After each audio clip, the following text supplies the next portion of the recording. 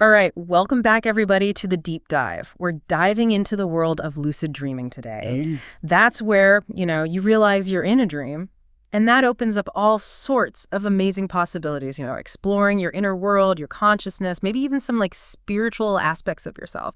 Ever thought about consciously directing your dreams? It's a fascinating area. Kind of a unique way to look at ourselves, and how our minds work. For sure. And today we're focusing on that really essential first step, getting really good at remembering your dreams. I mean, think about it. You can't realize you're dreaming if you don't even remember having the dream. Right. So this is like your starting point, your foundation, your key to unlocking all these cool experiences and insights that are hidden in your dreams. That's a great way to put it, yeah. You can't build anything without a strong foundation. And in this case, the foundation is solid dream recall. Absolutely crucial. And to guide us through this, we have our expert here who's going to lay it all out for us in really clear and practical steps. And we want to assure you, even though, mastering lucid dreaming takes practice, these initial steps for boosting your dream recall, they're surprisingly simple. And anybody can do them, whether you've paid attention to your dreams before or not. It's all about consistency, really. Exactly. These techniques are designed to be easily integrated into your daily life. Okay, so let's jump right in. Why is it so important to remember your dreams well if we're interested in lucid dreaming? Well, like we've been saying, it's the first step because it makes you way more likely to recognize you're in a dream while it's happening. Right. The more dreams you remember, the more familiar you become with them, what makes them different from waking life, the things that come up again and again, how they often don't make logical sense. And that familiarity, that's what can eventually trigger that, wait a minute, this isn't real life moment. Yeah. Like those strong emotions and nightmares, they can be like a red flag, making you realize something's off and bam, you become lucid. Right, it all starts to click into place. Okay, so how do we start? What's the very first thing someone should do to remember their dreams better? The absolute first thing, and this is non-negotiable, is to start a dream journal. It could be a simple notebook and pen next to your bed, easy to reach. Or, if you're more of a tech person, there are tons of dream journal apps out there. The format doesn't matter as much as being able to use it immediately when you wake up. Okay, a dream journal. So what goes in that first entry? The key here is immediacy. The second you wake up, and I mean the very second, even if it's the middle of the night, before you do anything else, before your mind gets all cluttered with thoughts and to-dos, grab your journal and write down anything at all that you can remember. It doesn't have to be a full story. It could be just a quick image, a single word, a feeling you had, a color that stuck out. Just get it down. So even if it seems really small and unimportant. Exactly. Those little pieces, those are often the threads you pull on to remember more of the dream. They're like anchors for your memory. And really important, date each entry. That way you can see your progress and notice any patterns or recurring things. Makes sense. And what kind of stuff should we try to write down? Be as thorough as you can, even if it feels messy at first. Where was the dream? Who was there with you? What happened? Even if it was totally bizarre. And maybe most important, try to remember and write down how you felt in the dream. Were you scared, excited, sad, happy? Those emotions are really powerful for remembering the dream later. Emotions are key. Got it. Anything else? Oh yeah, give each dream a short title. Seems small, but it makes it so much easier to look through your journal later and find recurring stuff, themes, people, those dream signs we'll talk more about later. Something simple, like floating city or argument with shadow figure. And this is crucial. Do this every single day, every morning, without fail. Even if you're sure you didn't dream, spend a minute or two and just see if anything comes to mind. Just that mental effort, it actually helps you remember your dreams better over time, even on those mornings when you don't remember anything specific. It's like exercise for your dream memory, even if it's just a small rep. Exactly. And one more tip for those mornings when you're feeling super groggy and writing seems impossible, use the voice notes app on your phone. Same principle. Immediacy. Get those first impressions down, even if it's just mumbling about a key image or feeling into your phone. You can always clean it up and write it out later. Dream journal by the bed, record immediately, date it, details, emotions, give it a title, and do it every day, even if you think you didn't dream. Sounds like a solid first step. But what about those mornings where you wake up and your mind is just blank? You can't remember anything at all. What then? That's really common, and it can be discouraging. But you have to understand that dream recall isn't always instant. It's actually normal for parts of the dream, or even the whole thing, to come back to you later in the day. Right. You might be writing in your journal, and bam, a piece of the dream pops into your head. Or you're just going about your day and something you see, hear, even smell triggers a memory. That happens to me all the time. I'm convinced I didn't dream, then hours later a random image will just flash in my mind. So why does that Hmm. delayed recall happen? There are a few reasons. One is what's called state-dependent memory. Your brain is in a very different state when you're sleeping compared to when you're awake. Memories from that dream state, they're not always easy to access when you transition to being fully awake. Kind of like how a song that sounded amazing at a party might not sound as good the next day when you're in a different mood. Same idea with dreams. Interesting. So the memories are there, but they're just harder to grab when we're in that waking state. Exactly. And doing things that shift your mind back toward that dream state, like trying to remember the dream, even just thinking about the possibility of having dreamed, it can actually unlock those memories later in the day. So just the act of trying to write in the journal, even if nothing comes to mind right away, it primes your brain to remember later. Yeah. It's like warming up your dream recall muscles. And that brings us to another reason. Cues and associations. When you write down even a tiny detail, say, I was in a car, that can trigger related memories. Maybe you then remember, oh, it was a flying car and the wheels were falling off and I felt terrified. The act of writing, it helps your brain pull those connected memories out. Same thing with looking back at your notes from previous nights. It can trigger forgotten parts of the same dream or even a different dream from that same night. And like you said, those random things you encounter during the day, a song, a color, they can spark a connection and bring back a dream you thought was gone. That's the power of association. It is amazing how those seemingly insignificant things can trigger such vivid memories. It really is. And lastly, sometimes the pressure to remember right when you wake up can actually block the recall. It creates tension and anxiety around it. When you relax and move on to other things, the memory might pop up more naturally without you forcing it. So it's like the harder you try to grasp it, the more it slips away. Exactly. The subconscious mind works in mysterious ways. Okay, so when we wake up with a blank mind, what are some practical things we can do to encourage that delayed recall? Even if you feel like you didn't dream, spend a few minutes just lying still and see if you can get any feeling, any emotion, a color, a sense of being somewhere. Even just that, write it down. It's like telling your subconscious, hey, I'm interested in what happened during the night. And keep your journal close by all day.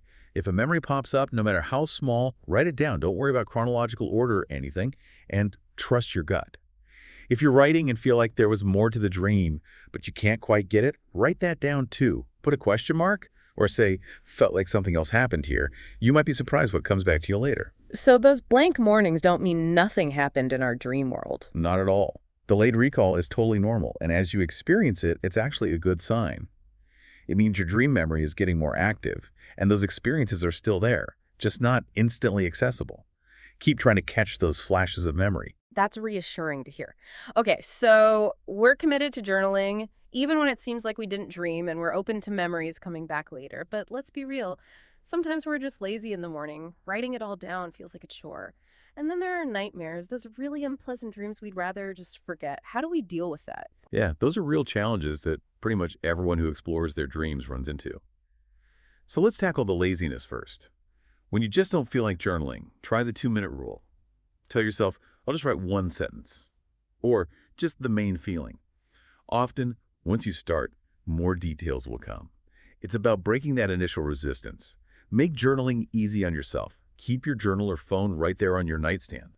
The fewer steps involved, the more likely you are to actually do it. Remind yourself why you're doing this.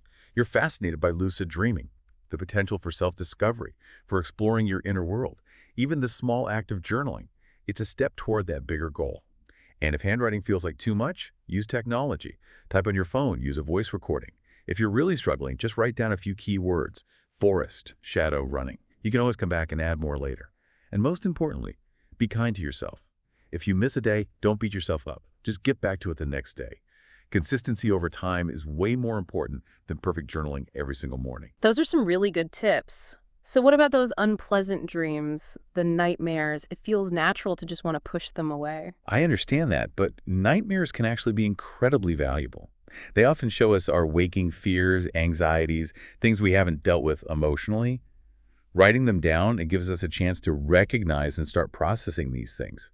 It's like your subconscious is sending you a message, even if it's an unpleasant one. By bringing those scary dreams into the light of day, writing them down, You actually start to take away their power. And surprisingly, nightmares can be really good triggers for lucid dreams because they involve strong emotions and often have recurring themes or signs, but you always dream about being chased by a certain figure or you're trapped in a particular place.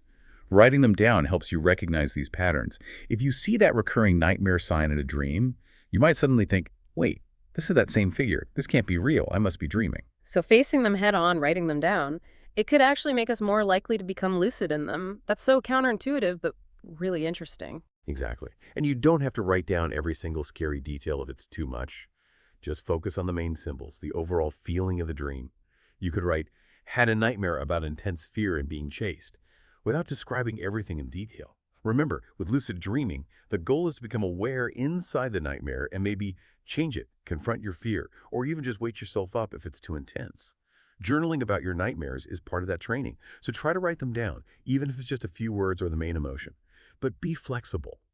If one night it feels too overwhelming to describe a particularly bad nightmare, it's okay to skip the details. But generally, try to see it as a helpful part of your dream practice. Wow, you've really changed my perspective on nightmares. I used to think they were just something to avoid at all costs. Okay, earlier you mentioned patterns in dreams, and that reminds me of something I've noticed in my own dreams. I dream about my cousins, who are brothers, pretty often, maybe every 3 or 4 dreams. And every time I wake up, I think, okay, next time I see them in a dream, that'll be my signal. I'll know I'm dreaming, and I'll become lucid. But then it happens, I see them in the dream, and nothing. It feels totally normal, and the thought of being in a dream doesn't even cross my mind.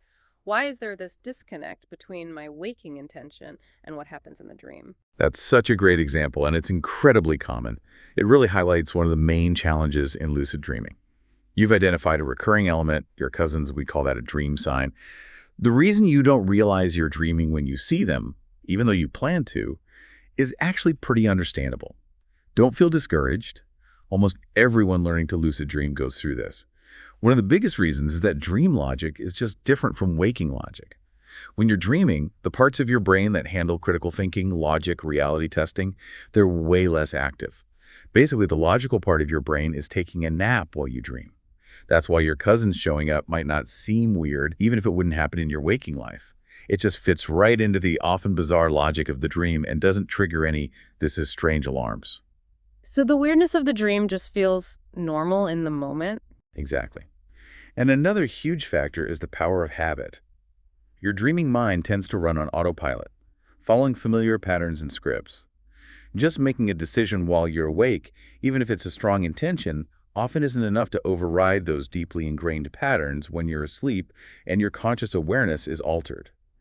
Your brain is used to seeing your cousins in your dreams, so it doesn't see it as anything unusual. Okay, so how do we bridge that gap between our waking intentions and what actually happens in the dream? How do we make that connection so that the next time I see them, I actually realize I'm dreaming? This is where some of the most important lucid dreaming techniques come in. Reality checks, or RCs, and the Mild E technique. Let's start with reality checks. The idea is to train your brain to question reality all the time, not just when you think you might be dreaming, but throughout the day. And to make it work for your dream sign of your cousins, you need to link doing a reality check to thinking about them. So every time you think about your cousins, hear their names, or even just think about maybe dreaming about them that night, do a reality check right then. So it's about making that connection, that link between the thought and the action. What are some examples of reality checks we can do? There are a bunch of good ones. Try a few and see which ones feel best for you. One common one is to look closely at your hands. Your palms, fingers, the lines on your skin, do they look normal? Do you have the right number of fingers? Are the details clear? Hands often look weird or blurry in dreams. Another popular one is the finger through palm check. Try to push your index finger through the palm of your other hand. Before you do it, ask yourself, will my finger go through? In dreams, sometimes it will. You can also try reading something. Look at a clock, a book title, a sign. Look away, then look back. Did it change? Is it gibberish now? Text is often unstable in dreams. Another quick one is the nose pinch breath. Pinch your nose closed and try to breathe in through your nose. Can you still breathe? In dreams, you often can, even with your nose pinched. And finally, you can try flipping a light switch. Does it work normally, turning the light on and off? Light switches can act weird in dreams or have no effect at all. Those are all really interesting and easy to do. I can see how they'd feel different in a dream. But you said there's more to it than just the action itself, right? Yes. This is super important. Don't just do the action without thinking. The point of a reality check isn't just the action like looking at your hands. It's that moment of questioning your reality. Ask yourself, am I dreaming right now? Ask it with real curiosity, like you're actually considering the possibility. If during the day you just glance at your hands and think, yep, I'm awake, without really thinking about it, you're training your brain to do it mindlessly. Then when you're in a dream and you look at your hands, which might be blurry, have an extra finger, or look totally strange, your brain might just follow the habit, think, yep, everything's normal, and you miss the chance to realize you're dreaming. So it's the questioning, the actual consideration that matters, not just the action. Okay, so how do we keep our reality checks from becoming that kind of mindless routine? How do we keep them fresh and effective when they start to feel like just another thing on our to-do list? That's a crucial question. It's easy for reality checks to become automatic and lose their power. And you're right, if they become too routine, you might do them in a dream without really thinking and miss the chance to become lucid. So how do we prevent that? How do we keep them effective and engaging? Here are some key strategies. First, focus on quality over quantity. Instead of doing tons of reality checks mindlessly, try doing fewer, maybe 5 to 10, but really pay attention each time. Genuinely consider, even if it seems unlikely, that you might be dreaming right then. Look around carefully. Does everything make sense? Can you remember how you got there? Are there any weird details? Approach each reality check with curiosity, like a little experiment. Think, let me really check this out. What do my hands actually feel like? Are the laws of physics working normally? That curiosity helps prevent the robotic repetition.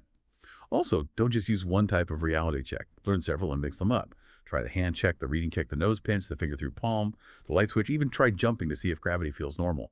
The variety keeps your brain guessing and makes it more interesting. Another tip, link your reality checks to specific moments in your day. Do one every time you walk through a doorway, check your phone, or finish a meal.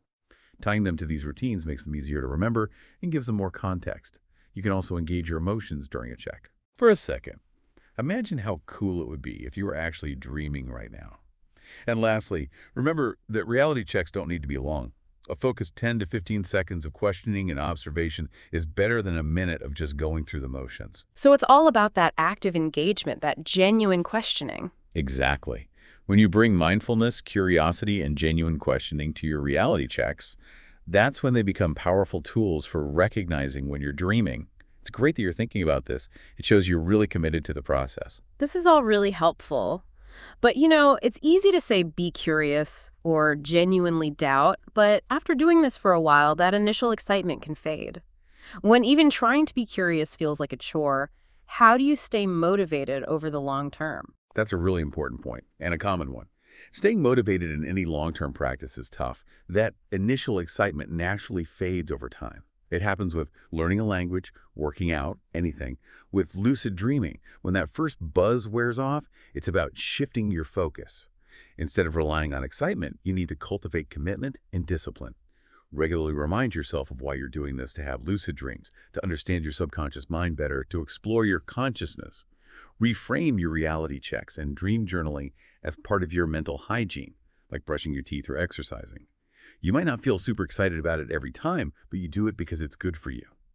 Discipline means making the choice to do it even when you don't feel like it.